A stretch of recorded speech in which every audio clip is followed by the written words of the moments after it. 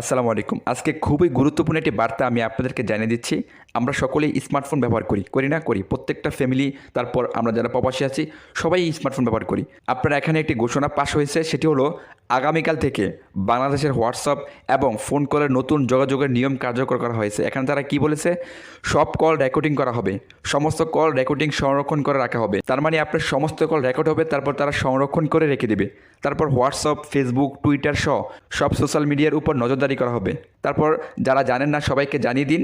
তারপর রয়েছে আপনার ডিভাইসগুলি মন্ত্রণালয় সিস্টেমের সাথে সংযুক্ত করা হবে। তার মানে আপনার হাতে জায়গায় যে ফোনটি রয়েছে সেটি তারা অটোমেটিক তাদের সিস্টেমের সাথে, যে সরকারি যে সিস্টেম রয়েছে সেগুলোর সাথে অটোমেটিক তারা কানেক্ট করে নেবে। ঠিক আছে? কারো কাছে যেন ভুল বার্তা না যায় সেদিকে খেয়াল রাখুন। মানে আজে বাজে কোনো বার্তা যেন কারো কাছে না যায় বা না পাঠান, সেদিকে খেয়াল রাখুন। আপনারা চাইলে পড়ে নিতে পারেন পুরোটা। আমি আপনাদেরকে যতটুকু সতর্ক করার আমি সতর্ক করে দিয়েছি।